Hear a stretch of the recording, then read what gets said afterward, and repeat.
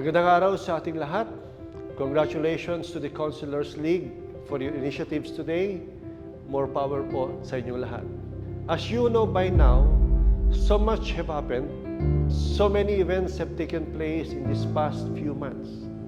Investors came in, national line agencies have aligned with us, and have resulted to the downloading of programs close to 10 billion pesos.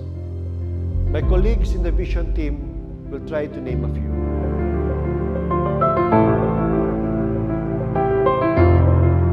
Sa e-cluster ng EGAY Governance Platform, which consists of employment, energy, and environment, napakarami na po ang magagandang mga bagay na nangyari sa mga nakaraang araw. Sa enerhiya, nangako po ang National Grid Corporation of the Philippines to finish the link starting from Tuguegarao to Aparri by June 30 this year. Ang ibig sabihin po nito, pag ito po ay natapos, ang Ayala 150 megawatt power plant ay maaari na pong mag-connect at mag-offload sa ating national grid. Ang ibig pong sabihin nito, magkakaroon po tayo ng mas secure na energy para patakbuhin to power up our industrial push po dito sa ating lalawigan. Sa larangan po ng environment, sinimulan na po ang pag-uusap ng iba't ibang ahensya ng pamahalaan kasama po ang ating mahal na gobernador para palakasin natin ang lating laban kontra baha. Hindi lamang po dito sa Tuguegarao, hindi lang sa ating lalawigan, kundi sa buong Region 2. Binisita na po tayo ni DPWH Undersecretary for Special Concerns, Undersecretary Charles Calima. At sinamahan din po tayo ng mga regional directors kung paano po natin pag-aaralan at bibigyan ng tamang kalutasan ang ating problema sa pagbaha. Still in relation to environment, marami po ang gusto na pong sumali na magkaroon po tayo ng isang environmentally sustainable greening program na while we want to green Cagayan, we generate livelihood. Isa na po dito ang Apple the App Foundation na gustong tumulong sa ating lalawigan na magtanim ng mga niyog sa mga lugar that is considered to be denuded forest for us to prevent erosion and at the same time creating sustainable green livelihood. Isa rin pong interesado at yan po yung Lapanday Corporation of Del Monte, Philippines. Ang plano po nila ay sumama sa ating pamahalaang panlalawigan na magkaroon ng malawakang pagtatanim ng bamboo along the Cagayan River. Sa larangan po naman ng employment, sustainable employment, when there is a push and if we can secure a sustainable power supply, a resilient environment, and a ready human resource will encourage investors to come, to settle, and to invest for long-term development po ng ating probinsya. Ito po ang trajectory ng e-cluster at sa patuloy po na suporta po ninyo, maisa sa katuparan na po natin sa madaling panahon ang pagbabagong gusto nating makita sa ating lalawigan. So, for the past 6 months, ang main target natin is yung NBLB and NTLB funds. As far as yung sa digitalization natin, ang free public Wi-Fi, natapos na po yung 20 geographically disadvantaged and isolated schools na na-installan.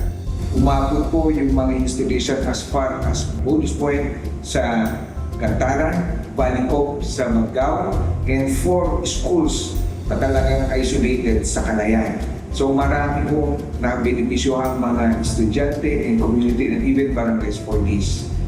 Moving forward po for 2026, alam natin isa sa mga pinakamalaking issue na kinaharap ng ating bansa, itong flood control project scams. So, ang gagawin natin, mag-i-establish tayo ng tinatawag na Cagayan Conscience Council na sila magbabantay sa lahat ng ginagawa ng Cagayan na sisiguraduhin na tama, legal, at walang kalokohan, walang corruption. In connection with that, mayroon na rin po na establish, in fact, nag-take out na yung awit na tawag namin, all-women inspection team.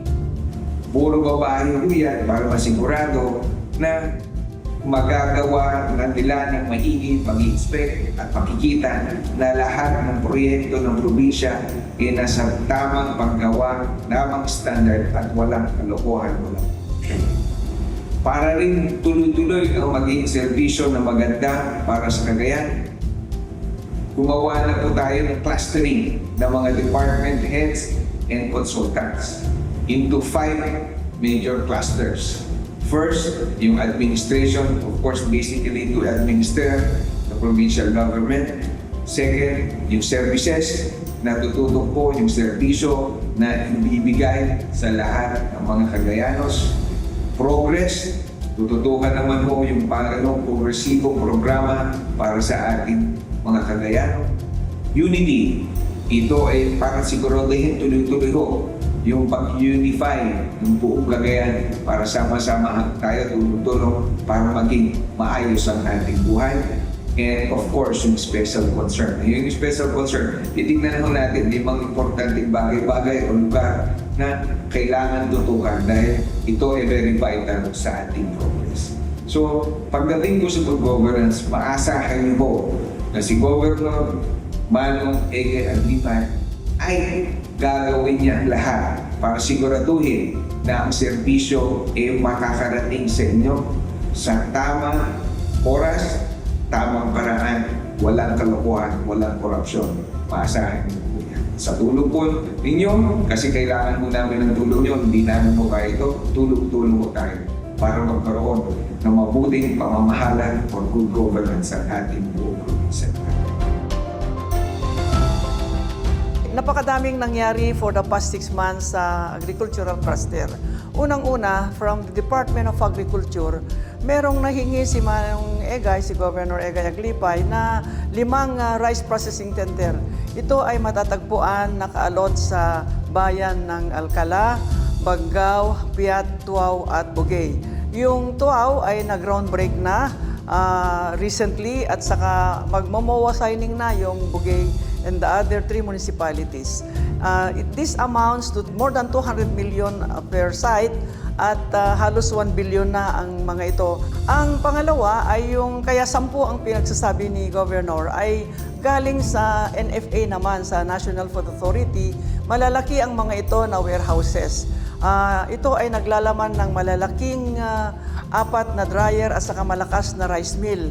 Ang bawat isa ay 100,000 bags capacity. So yon ay nagkakahalaga ng halos, ang kabuuan nito ay halos 580 million na. Ito ay napakalaking bagay para sa buhay ng mga magsasaka because from the start, sinasabi natin na ang problema ay post-harvest handling. Maliban sa mga itong post-harvest facilities, nag-award ang Department of Agriculture ng mga 90 units na solar power pumps, may mga tractors, planter, harvester.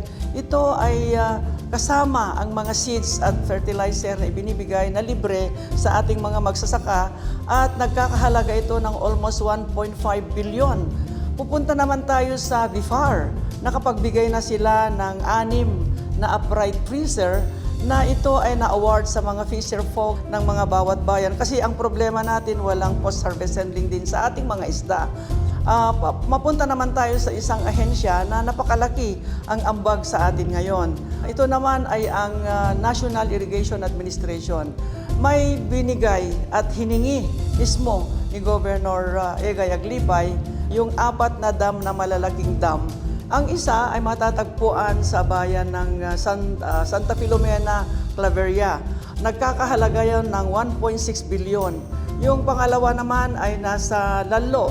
Ito ang pinakamalaki, 2.1 billion. Yung isa naman ay yung Mamil sa Enrile, 1.4 billion. at saka yung isa ay matatagpuan sa bayan ng Apari. Almost 2 billion yon. So sumahin natin yung apat na dam ito ay 6.9 billion na. In 2 months time, mag-ground break na ang mga ito. Yun yung recent na sinasabi because this will help our farmer. Ang landscape kasi ng agrikultura in terms of palay ng Cagayan ay madodoble pa yung 1.2 million metric tons kung irrigated lahat ang ating mga palayan. Pwede tayong magtanim ng 3 beses sa isang taon. Ang DAR naman ay mag-a-award ng CLOA ang mga walang titulong lupa ng mga magsasaka. Merong 40,000 hectares na ibibigay at yon ay maximum na makukuha ng isang magsasaka na wala talagang lupa ay 3 hectares. Ang magiging beneficiaries nito, kung titulo ang pag-usapan, ang target nila ay 5,400. At sa Marso siguro, in 2 months time again, mag-a-award ang Department of Agrarian Reform. Mapunta naman tayo sa isang aspeto na talagang kailangan ng magsasaka, yung seguridad naman ng kanilang buhay. Ito ay yung insurance. Wala pa kasing libreng nag-sponsor ng accident insurance ng ating mga magsasaka. Kaya ngayong administrasyon ni Governor Egay, nakipag-MOA na siya sa PCIC na libre yung sponsor ng Provincial Government Cagayan ng accident insurance ng ating mga magsasaka at mangingisda. At inuuna namin ngayon, bumababa na kami, inuuna yung mga farm workers, mga fisher folks helpers, mga tobacco growers, even the livestock raisers na talagang walang-wala na libre na ang insurance. Kasi pag namatay sila, na disgrasya, meron at merong makukuha yung pamilya niya na 50,000 pesos at 2,000 pesos na burial expenses. To further enhance yung pamumuhay ng ating mga magsasaka, magmo-industrialize na tayo. Yung agro-industrialization ng bawat commodity. Ito yung drives na sinasabi namin palagi, ay ito ay development of rural industries through value chain enhancement and sustainability. So we go into the drives program. Ang una, yung Rice Industrial Complex ay almost 1 billion ito kasi 10 dryer yan ang laman. It's really a complex na kung pupunta si magsasaka doon, gusto niya, depende kung i-mill lang niya, i-dry lang niya, pwede niyang ibenta sa provincial government ng Cagayan. So yung pangalawang drives na proposal ay yung ating corn feed mill na ipapatayo dito sa probinsya ng Cagayan. It's either between Peñablanca and Bagao kasi ito ang pinakamarami ng mais. Kaya dito, hindi na natin palalabasin ang ating mais. Ilalabas na lang sila na manok or feeds in the form of feeds. Next ay yung fresh chicken hub na ipapatayo sa probinsya ng Cagayan.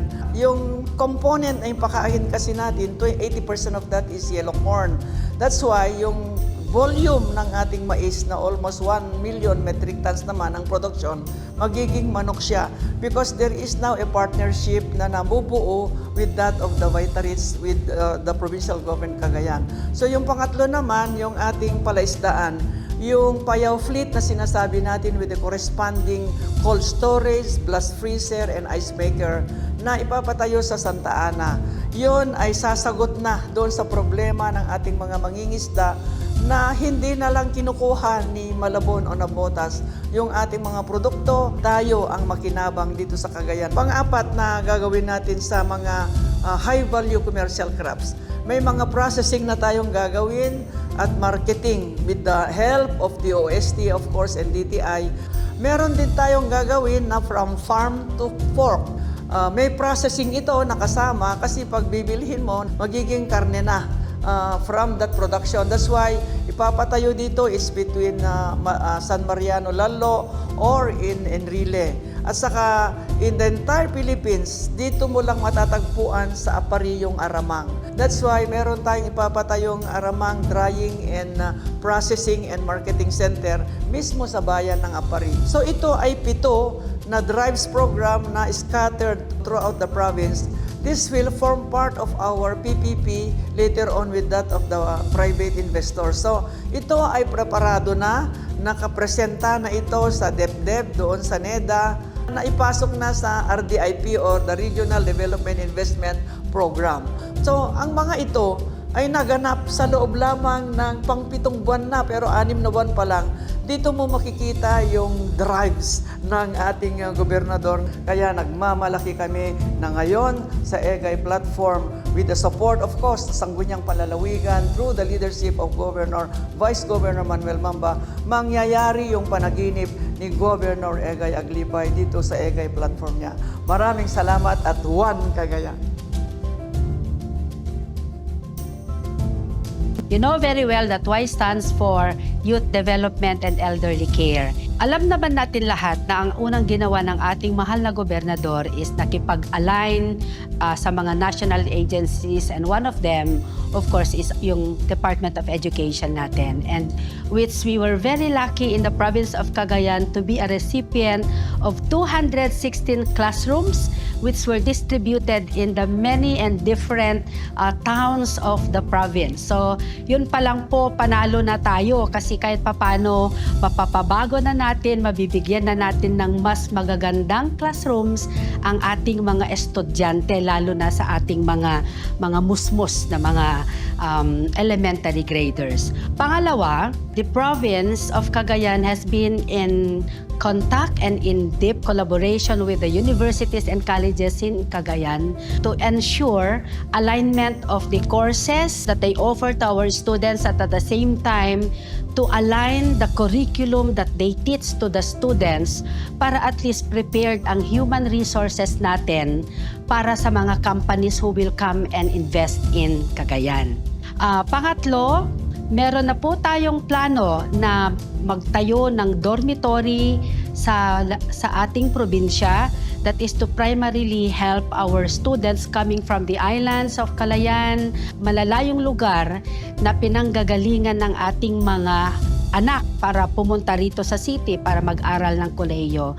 Meron po tayong itatayo na Youth and Senior Citizen Center dito rin po sa loob ng Kapitolyo, and patutuwa kayong mga senior citizens and mga youth, mga kabataan, do your meetings here, conferences here inside the Capitol.